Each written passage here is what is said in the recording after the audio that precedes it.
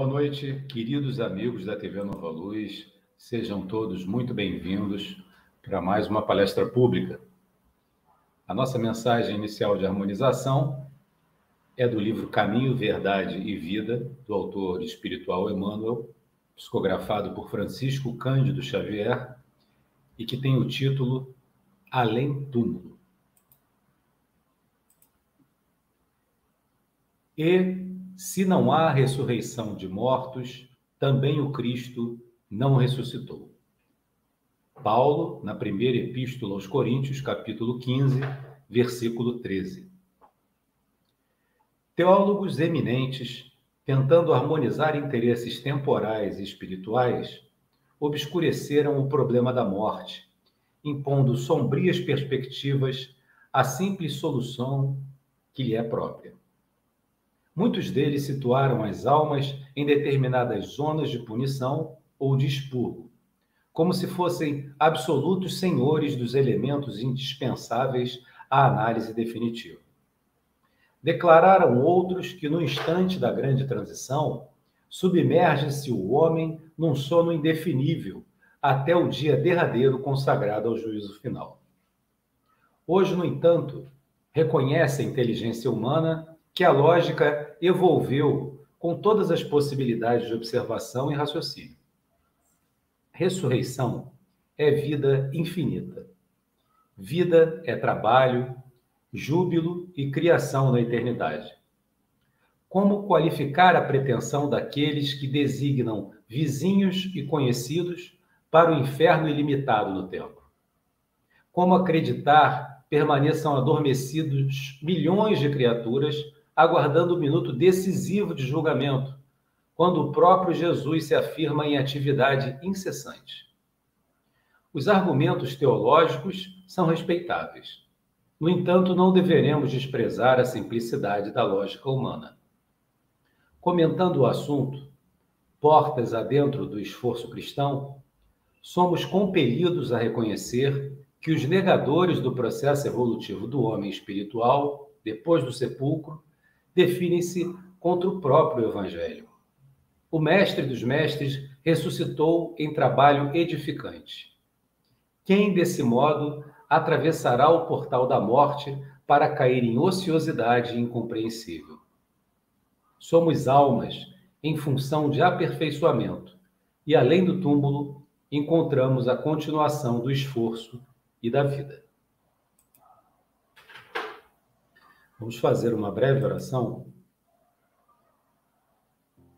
e nessa prece pedimos ao Mestre Jesus, aos amigos espirituais e de todos nós e das casas co-irmãs que nos assistem, que iluminem a nossa mente, nos esclareçam o raciocínio, de forma que possamos ter momentos de paz, momentos de foco, momentos de aprendizado durante a palestra do nosso irmão Marcos, e que possamos, dessa forma, nesse trabalho incessante de evolução, obter mais algum subsídio para a nossa evolução espiritual. Que assim seja, graças a Deus. Então, vamos apresentar o nosso palestrante de hoje, que é o nosso irmão Marcos Demário. O Marcos é expositor espírita, coordenador do canal Orientação Espírita no YouTube e coordenador do Grupo Espírita Seara de Luz. Ele também é escritor de 35 livros já lançados. O último, que tem como por título O Ser e o Existir na Visão Espírita, editado pela editora Clarim, O Clarim, já está à venda fisicamente e online, disponível para todos nós. O tema da palestra do Marcos hoje é o verdadeiro significado do Natal. Marcos, Mais uma vez, muito obrigado pela sua presença, pela sua boa vontade em estar aqui conosco, em disponibilizar o seu tempo e o seu conhecimento para que a gente possa aprender um pouquinho mais de um tema tão importante no mês que já estamos em dezembro, então nada melhor do que conversarmos sobre esse momento tão importante que é o Natal. A palavra é toda sua, Mário. Muito obrigado, César. Obrigado por esta oportunidade. Um abraço a você e a todos que fazem a TV Nova Luz, desejando as bênçãos do nosso Mestre Jesus sobre todos nós. E, de fato, o tema é importante, porque estamos iniciando o mês de dezembro. E, normalmente, o mês de dezembro é dedicado ao Natal. Há um clima diferente na humanidade cristã, porque Natal refere-se ao nascimento do nosso Mestre Jesus. Então, em princípio, nós deveríamos passar o mês, e claro, principalmente o dia 25 de dezembro, que é a data assinalada para a comemoração desse nascimento, comemorando, lembrando o nosso Mestre Jesus.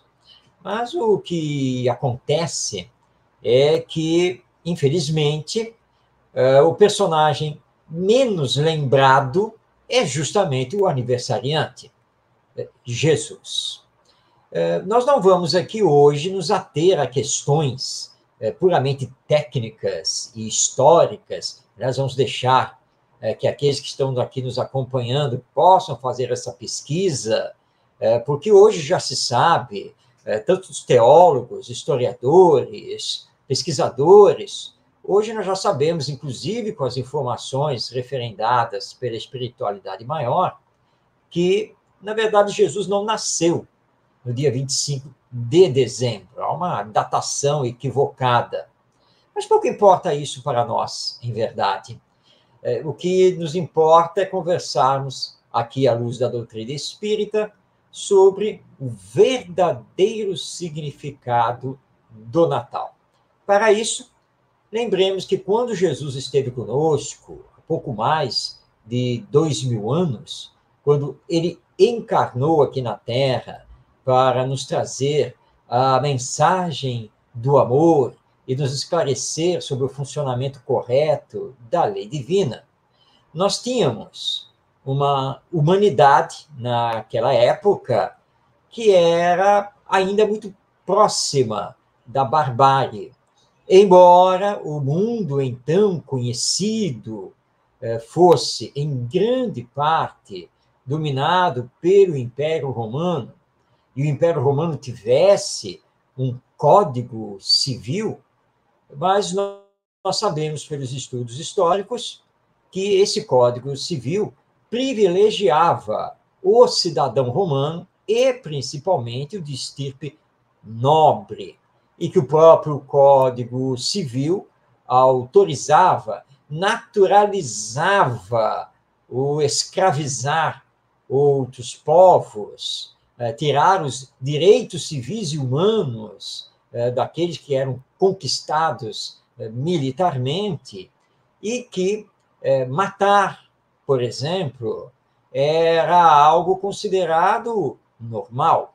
O próprio cidadão romano, desde que ele tivesse um determinado status social dentro do império, ele tinha o direito de matar até um familiar em defesa da própria honra sua e da família.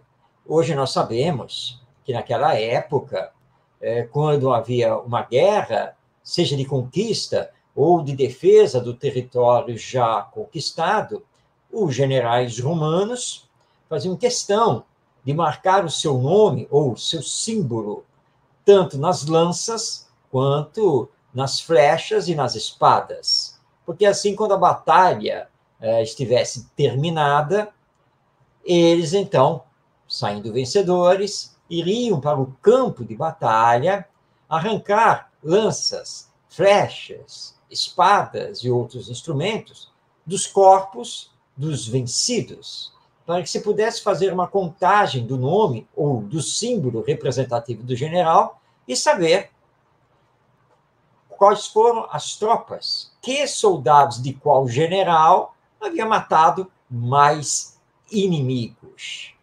Uma coisa assim impensável para os dias de hoje, ou pelo menos deveria ser. Se focarmos para o Estado de Israel, então dominado pelo Império Romano, nós vamos ver que os judeus, por exemplo, consideravam-se o povo eleito e que, portanto, todos os demais povos eram povos gentios e impuros, e os quais eles desprezavam.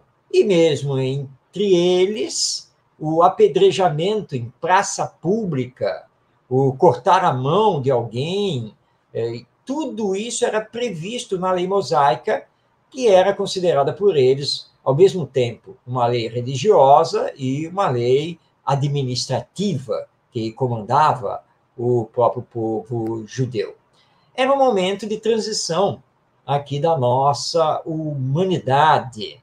E Jesus vem exatamente nesse momento de transição para nos trazer lições muito preciosas, profundas, para marcar a história e mudar a nossa visão sobre o ser, sobre a vida, sobre Deus.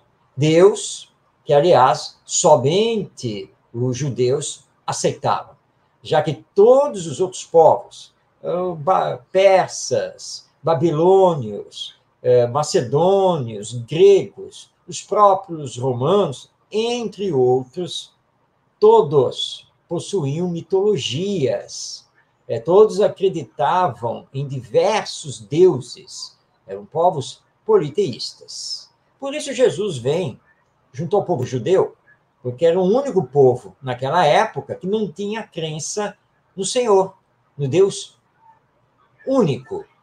Mas havia uma visão equivocada sobre Deus, porque Deus, para os judeus, seria um Deus guerreiro, vingativo, um Deus, às vezes, cruel, e que até fazia distinção entre os seus filhos. A chegada de Jesus veio mudar isso. E, claro, não seria fácil. E a primeira lição que Jesus nos transmitiu foi a da humildade. Ao nascer de um casal simples, que era oriundo lá da Galileia, numa manjedoura, em pleno estábulo, sem ornamentos, sem nada. Simples. Para marcar justamente a necessidade de sermos humildes. E a humildade é uma grande virtude que ainda temos que nos trabalhar muito para desenvolver, porque todos nós temos a humildade em germen, mas é preciso desenvolver a cada vez mais e lembrar que não somos nada. Pelo contrário, somos muito pouco perante a criação divina, diante deste universo imenso que temos diante de nós e da caminhada que ainda temos que fazer para atingirmos a perfeição, que é o nosso destino glorioso, marcado por Deus para cada um dos seus filhos. Então, Jesus, no seu nascimento, já veio nos marcar com essa questão da necessidade da humildade.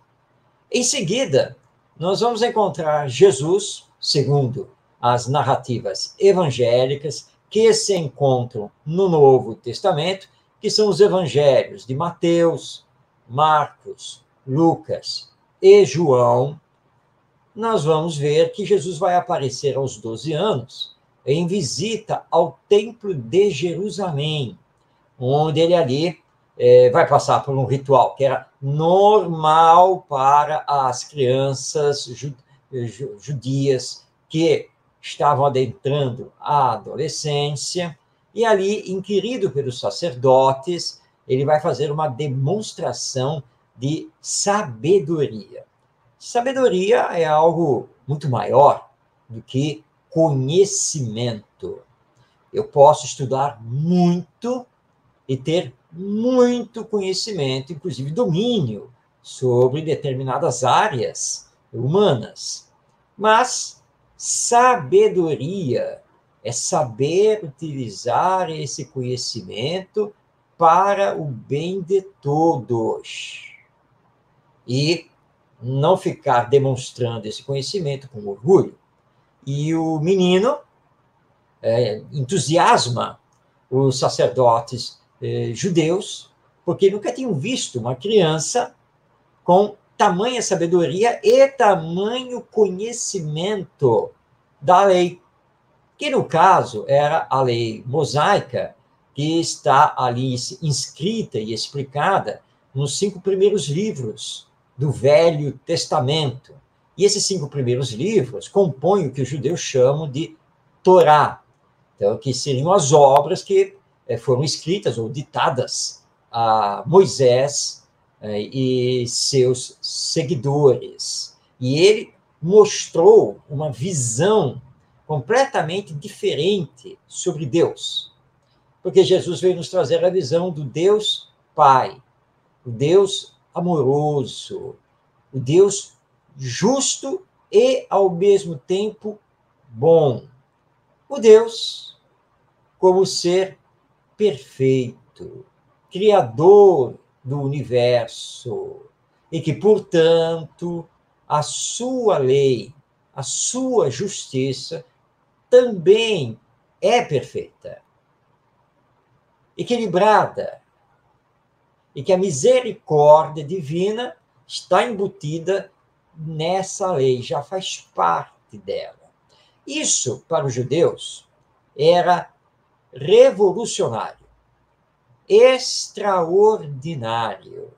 Eles tinham lampejos em relação a esse conhecimento, mas prevalecia ainda o Deus injusto, o Deus dos privilégios, o Deus de se vingar do erro de um seu filho por 3, 4, 5 gerações. E Jesus vem para dizer que não é assim que as coisas acontecem. Porque, acima de tudo, Deus é amor. Quem ama não faz os seus sofrerem. E se sofremos, é por culpa nossa, exclusiva, pelo mau uso que fazemos do livre-arbítrio, que nos é concedido por Deus. Esta liberdade de pensar, de escolher, de agir, porque somos construtores do nosso progresso, somos construtores da nossa evolução, somos construtores da nossa perfeição e devemos responder pelas consequências das nossas escolhas, pelas consequências das nossas ações. Então fica claro com Jesus que Deus não castiga. Por isso, ele vai dizer que a cada um é dado segundo as suas obras. Não existe castigo divino. O que existe é que sempre, sem exceção, devemos arcar com as consequências do que fazemos. Porque temos o livre-arbítrio e, portanto, somos responsáveis pelas nossas escolhas. Mas como Deus é misericórdia, como Deus é justo e bom, ele sempre deixa a porta aberta para o nosso arrependimento. E em nos arrependendo das escolhas equivocadas que fizemos, Deus permitirá que possamos ter novas experiências, novos aprendizados para nos corrigirmos, nos melhorarmos e seguirmos então em frente nesta caminhada rumo à perfeição. Essa nova oportunidade é o que o Espiritismo vem chamar de reencarnação, com a informação de que nós, na verdade, somos almas imortais, que a morte não existe, e que todos já tivemos várias existências, ou teremos ainda algumas pela frente, e a cada existência é uma nova oportunidade, uma nova chance para irmos caminhando com mais firmeza para essa perfeição, a nossa melhora moral e a utilização da inteligência para promover o bem. Mas esse ensino do Espiritismo, em verdade, ele não é novo, porque ele já se encontra em Jesus. Quando Jesus faz o famoso diálogo com Nicodemos, o sacerdote judeu, doutor da lei, Jesus diz a ele que é preciso nascer de novo. E na sequência explica a Nicodemos que o que é da água, mas o que é do Espírito é do Espírito. E o Espírito você não sabe de onde ele vem nem para onde ele vai. São símbolos daquela época, porque havia a crença nos elementos constituintes do universo, naturalmente elementos materiais, porque era como se pensava naquela época, e normalmente a água representava o corpo humano. Então, o que Jesus coloca? Olha, é preciso nascer de novo, mas o que é da água, ou seja, o que é corporal, material, é da água. E não se confunde com o espírito, que você não sabe de onde vem. Ou seja, nós não somos o corpo, nós somos o espírito, ou alma. É por isso que Allan Kardec, o codificador do Espiritismo, diz que, na verdade, no fundo, o Espiritismo não veio ensinar nada novo, nada extraordinário, que já não estivesse no conhecimento humano, mas veio tirar desse conhecimento o véu que o encobria, que é o véu do misticismo, o véu da ignorância, para revelar para nós, de fato, a imortalidade da alma, a vida futura, a reencarnação, a comunicabilidade entre os planos de vida, o espiritual e o material, e a lei de evolução, que vai nos levar até a perfeição. Mas um olhar atento aos ensinos de Jesus vai revelar tudo isso. E esses ensinos são tão importantes, mas tão importantes, que após a partida do mestre, Mateus, que vai ser um dos evangelistas e é discípulo direto de Jesus, vai redigir um documento que passa a ser conhecido como os Ditos do Senhor. É o Evangelho primitivo. Nesses Ditos do Senhor, Mateus relaciona apenas e tão somente os ensinos morais de Jesus. Esse documento é copiado e começa a ser espalhado por todos aqueles que estavam seguindo os ensinos de Jesus. Só muito tempo depois é que Mateus, e provavelmente com alguns discípulos, vai redigir o evangelho que hoje nós conhecemos, o evangelho segundo Mateus. Mateus reconheceu, assim como os demais discípulos, que o mais importante de Jesus eram os ensinos morais. Amar a Deus acima de todas as coisas e ao próximo como a si mesmo. Perdoar as ofensas 70 vezes, 7 vezes. Fazer ao próximo somente o que se queira que o próximo lhe faça. E assim por diante. Os ensinos morais. Esses ensinos morais marcaram profundamente os judeus naquela época. porque eles eram contrários a muitas coisas que o judaísmo farisaico, porque a seita dos fariseus é que predominava, na verdade pregava em contrário. E Jesus vem falar da necessidade do amor ao próximo, do perdão das ofensas, da humildade, da caridade, sem olhar a quem, e aqui nós podemos recordar a parábola do bom samaritano, né, onde fica demonstrado que temos que ajudar o próximo, e não importa quem seja esse próximo.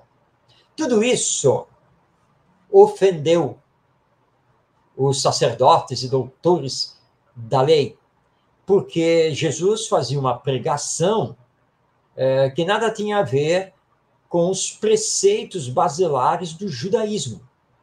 E é por isso que, com o passar do tempo, começa a surgir o que hoje nós conhecemos como cristianismo, que significa doutrina do Cristo. Cristo é uma palavra de origem grega que tenta traduzir um termo hebraico, que é muito difícil realmente de traduzir, mas que significa, em síntese, o Messias, o enviado de Deus, né, do Senhor. Que, aliás, Jesus também deixou muito claro que assim ele o era. Ele veio aqui como representante direto de Deus. E nós, espíritas, não precisamos questionar isso, porque está lá muito claro na questão 625 de O Livro dos Espíritos, quando Kardec questiona qual o espírito mais perfeito que Deus concedeu aos homens para servir de guia e modelo. E a resposta dos espíritos é taxativa: Jesus. Portanto, Jesus é o espírito mais perfeito que já esteve aqui na face da Terra e é o nosso guia e modelo. É a ele que devemos seguir. Sua presença aqui na Terra foi tão forte, foi tão marcante. Seus ensinos morais são tão transformadores que, apesar da perseguição judaica e romana, o Evangelho não parou de se espalhar por todo o Império Romano e além dele. E os cristãos, os seguidores de Jesus, apesar de perseguidos, lançados nas arenas, nos coliseus, trucidados muitas vezes, seguiam fielmente as lições do Evangelho. E essa força fez com que o próprio Império Romano decretasse a cessação das perseguições aos cristãos, reconhecesse o cristianismo como uma doutrina religiosa válida dentro do Império, até que, finalmente, reconheceu o cristianismo como a própria religião do Império. Mas, na verdade, isso causou mais mal do que bem, porque o cristianismo se misturou com o mundanismo político e do poder. Aquela simplicidade dos cultos do Evangelho nas comunidades cristãs, também conhecidas como igrejas cristãs, começou então a se perder, porque rituais foram estabelecidos, dogmas, sacerdócio, uma teologia complicada, debatendo os ensinos de Jesus, e nós acabamos conhecendo todo um período da nossa humanidade, que vai perdurar por praticamente 1000 anos, em que o Evangelho foi distanciado do povo. o povo europeu, cristão, era um povo analfabeto. Era um povo que não conhecia o latim, que foi tornada a língua oficial do Evangelho. Durante 1000 anos, as missas, as pregações e o próprio Evangelho, tudo era feito em latim. Quando o povo utilizava dialetos e línguas regionais e era analfabeto. A maioria não sabia nem ler, nem escrever. E, portanto, as interpretações em torno dos ensinos de Jesus ficaram, então, restritas aos que os padres da igreja consideravam que fosse o certo e que deveria ser explicado e levado ao povo. Nós tivemos, ali nos anos 1500, uma contra-revolução em relação a isso, com o surgimento das chamadas igrejas reformadas, ou igrejas protestantes, aqui no Brasil conhecidas como igrejas evangélicas, mas que, por sua vez, desse embate com a igreja católica, acabou enveredando também para interpretações fechadas, radicais, e o sonho de Lutero, que era de levar o evangelho ao povo, pouco a pouco foi se esvanecendo, porque as interpretações realizadas acabaram conspurcando também os ensinos do nosso Mestre Jesus. Até que chegamos no Espiritismo, na metade do século XIX, com as vozes dos espíritos, para reviver o Evangelho, para reviver as lições do nosso Mestre Jesus. E aqui estamos nós, na cristandade do mundo ocidental, em pleno mês de dezembro, em mais um ano, e estamos aqui agora nos preparando para as comemorações natalinas. Como estamos? Nós conhecemos Jesus? O Evangelho, com seus ensinos morais, está na ordem do dia? Infelizmente, não. Apesar de nos dizermos cristãos, e aqui pouco importa se somos evangélicos, católicos, espíritas, ortodoxos, etc., pouco importa isso, né? Nós pouco conhecemos, na verdade, do cristianismo, e pouco o praticamos. Essa é a verdade. Tanto que um olhar sobre as redes sociais, sobre as transmissões via internet, um olhar nos cinemas, um olhar nas produtoras e veiculadoras no streaming, que é a própria internet, nós vamos ver que desenhos animados, filmes, especiais, séries e assim por diante, todas, ao se referirem ao Natal, referem-se a Papai Noel e ao espírito de fraternidade, que seria, então, o espírito de Natal. Uma visita aos centros comerciais, aos shoppings, acompanhar a publicidade, tanto na TV aberta quanto na TV fechada e pela internet, nós vamos ver sempre, o tempo todo, o Papai Noel. Esse é o símbolo que representa o Natal e que culmina no dia 24, com a famosa ceia natalina, e no dia 25, abrir os pacotes de presentes. E aí nós temos o Natal. Mas a pergunta que temos que fazer é: onde está Jesus? Não é ele o aniversariante? O 25 de dezembro não foi estabelecido para que nós, os cristãos, comemorássemos a vinda dele à Terra e o seu significado para nós através do Evangelho? Então, por que nós não temos Jesus nas comemorações?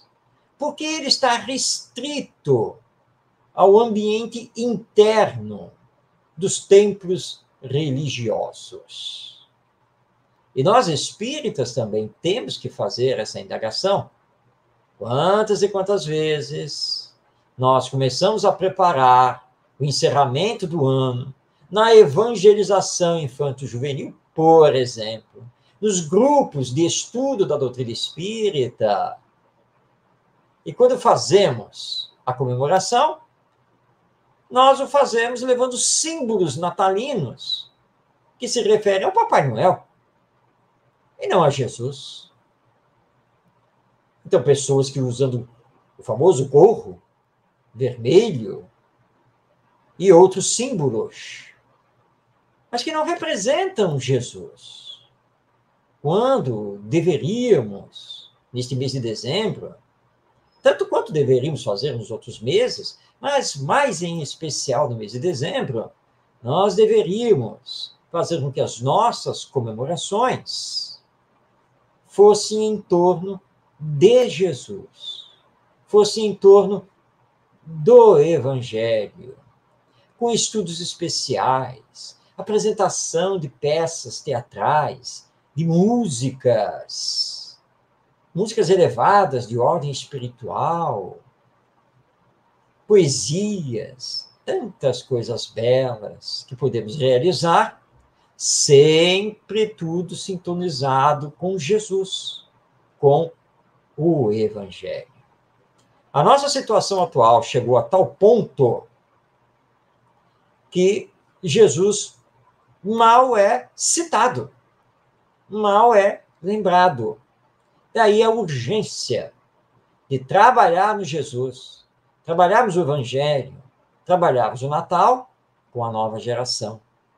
Esses espíritos que reencarnam e se encontram no período infantil, quando são mais maleáveis aos ensinos, aos exemplos que lhes são oferecidos.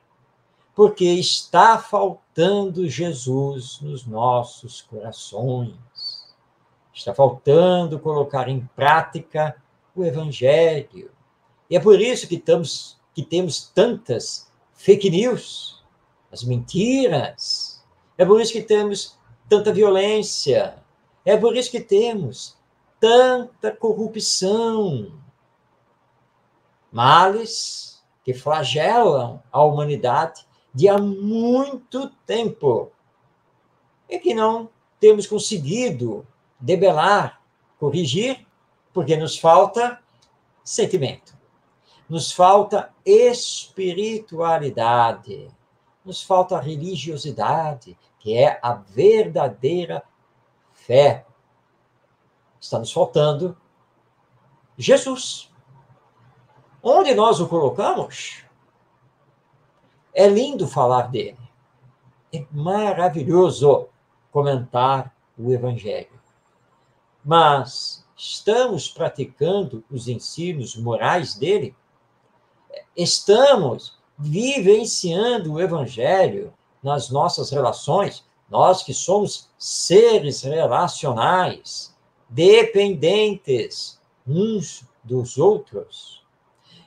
Quais esforços estamos realizando para acelerar, alavancar o processo de transformação moral da humanidade para sairmos do estágio de mundo de expiações e provas e finalmente adentrarmos ao estágio de mundo de regeneração, onde o bem predominará sobre o mal?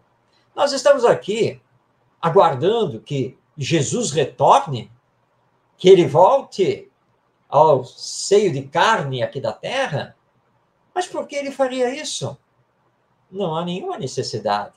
Ele nos legou o maior documento de todos os tempos da humanidade, que é o Evangelho, a Boa Nova. Só precisamos colocar em prática.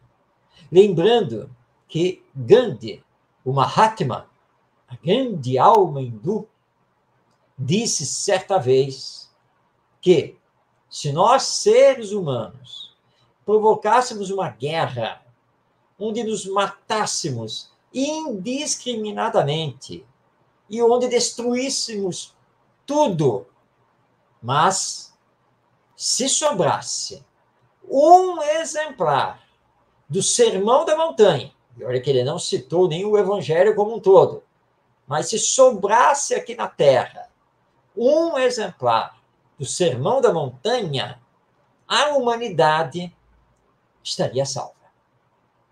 E o Sermão da Montanha é um hino divino de amor à nossa alma, ao nosso coração. E lembrando que Gandhi não era cristão, mas reconhecia que, de fato, nós só precisamos do Evangelho. E se colocarmos em prática o Evangelho, todo o resto fica extremamente facilitado. Mas do Evangelho é o que menos se fala. Ou quando se fala dele, fica perdido em discussões teológicas, históricas, conceituais. Mas a essência, que é viver o amai-vos uns aos outros, a essência que é perdoar as ofensas, reconciliar-se com aquele que caminha com você, a essência que é sentir Deus como Pai e Criador amoroso, tudo isso fica perdido nessas discussões. O Espiritismo vem, portanto, para nos lembrar, como o cristianismo redivivo que a essência é o que importa. Por isso, Allan Kardec, quando do lançamento de O Evangelho segundo o Espiritismo, fez questão de colocar logo no primeiro parágrafo da introdução que o Espiritismo não existe para discutir a vida, a obra, os chamados milagres e outras coisas narradas lá no Evangelho. O Espiritismo existe para realizar a transformação moral dos homens e da humanidade. E, para isso, resgata os ensinos morais de Jesus. Por isso, em O Evangelho segundo o Espiritismo, nós vamos encontrar estudos feitos por Kardec e pelos espíritos apenas e tão somente sobre os ensinos morais de Jesus. Vamos passar a palavra agora, porque já estamos indo para o nosso final. Vamos passar a palavra a Joana de Ângeles, este espírito abnegado, mentora do nosso querido médium Divaldo Pereira Franco, pois ela, no livro Celeiro de Bênçãos, no capítulo 59, vai nos falar de Jesus e do Natal. E no final desse capítulo, ela, então, nos diz o seguinte, abrindo aspas, passemos a palavra a Joana de Ângeles. Recordando que estes são dias em que as circunstâncias evocam aquelas circunstâncias da época de Jesus, faz uma pausa na alucinação que campeia avassaladora, facultando que nasça ou renasça no reduto do teu espírito o sêmen sublime do amor, em nome do amor de todos os amores, que não obstante ter vindo há mais de 20 séculos, se demora ignorado, apesar de ter o nome esculpido no frontispício da história, enunciado frequentemente, porém, sem a tônica da sua lição viva, que ainda não foi legitimamente propagada, nem distribuída mediante os exemplos que clarifiquem a noite sombria que pesa sobre a coletividade odierna. Abre, assim, o coração e a mente a Jesus, deixando que neste Natal ele celebre por teu intermédio a epopeia festiva da paz, no meio em que estás convidado a servir, colocando, desde agora, mas em definitivo, alicerces do amanhã feliz que todos aguardamos, como início da era que ele anunciou e viveu. Fechando aspas, essas são as belas e profundas palavras de Joana de Ângeles. E para nossa meditação e reflexão, não poderíamos deixar de trazer a palavra do benfeitor espiritual Emmanuel, este mentor do nosso queridíssimo médium Chico Xavier, quando no livro Religião dos Espíritos, ele nos entrega a mensagem Louvor do Natal, da qual destacamos o seguinte parágrafo. Ainda assim, Senhor, sem finanças e sem cobertura política, sem assessores e sem armas, venceste os séculos e estás diante de nós, tão vivo hoje quanto ontem, chamando-nos o Espírito ao amor e à humildade que exemplificaste, para que surjam na terra, sem dissensão e sem violência, o trabalho e a riqueza, a tranquilidade e a alegria, como bênção de todos. É por isso que, emocionados, recordando-te a manjedoura, repetimos em prece: Salve Cristo! Os que aspiram a conquistar desde agora, em si mesmos, a luz de teu reino e a força de tua paz, te glorificam e te saúdam. Com essas reflexões da Joana de Ângeles e de Emmanuel, nós, então, à luz do Espiritismo, entendemos que o verdadeiro significado do Natal é sentir e vivenciar Jesus. E sentir e vivenciar Jesus é colocar em prática os seus ensinos morais, os seus exemplos de amor que estão no Evangelho. Que nesse Natal possamos ser verdadeiros cristãos, realizando o culto do Evangelho no lar, realizando a benemerência através da caridade, amparando os que precisam ser amparados, orientando os que necessitam de orientação, esclarecendo os que estão perdidos na intelectualidade estéril do ser humano atual. Sintamos, vibremos Jesus. Resgatemo-lo para que o Natal, hoje, perdido entre compras, festas, comes e bebes e papais noéis, possa, de fato, voltar ao seu princípio, comemorar a data em que o Espírito mais perfeito, do qual temos notícia, esteve aqui conosco, para nos amar e dizer que a lei divina é amor e que estamos aqui justamente para aprender a nos amarmos e assim sermos felizes, não apenas hoje, aqui na Terra, mas para todo o sempre, como almas imortais, filhos de Deus. E aí também temos que falar com o nosso Emmanuel. Salve Cristo!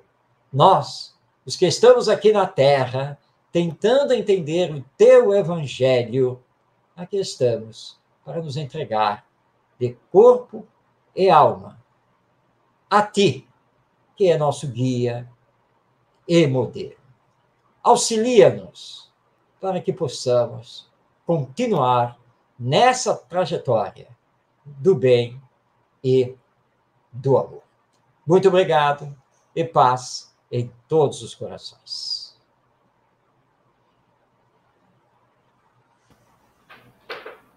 Nós te agradecemos, Marcos, muitos conhecimentos de fontes diferentes, de áreas diferentes, e com certeza um puxão até de orelha na gente, né, para a gente vivenciar o Cristo e acordar um pouco nesse momento. Aliás, deveria ser sempre, né, mas nesse momento em que nós estamos adentrando o mês de dezembro, um mês em que a gente deveria estar focado mais do que nunca na mensagem do Cristo. Então, mais uma vez, muito obrigado pela sua boa vontade, pela sua disponibilidade de estar aqui conosco na TV Nova Luz. Contamos sempre com a tua presença e até a próxima, então, para você. Vou concluir fazendo uma breve prece, agradecendo ao Mestre Jesus a oportunidade do aprendizado, a oportunidade dessa vida, de termos alguns momentos como esse, em que nós podemos nos ausentar das mazelas do dia a dia, nos focar e serenar nosso espírito, ouvir palavras que nos aproximam mais do Mestre. Que a palestra do nosso irmão Mário Marcos, não deixa apenas uma impressão positiva, mas nos impulsione a uma melhoria efetiva, pouco que seja, no caminho de Jesus. Que assim seja. Marcos, mais uma vez, muito obrigado. Fique com Deus, assim como todos os outros, Cassiano também, nossos irmãos que estão assistindo, nossos co-irmãos. Até a próxima semana, se Deus quiser, com mais uma palestra espírita. Fique com Deus.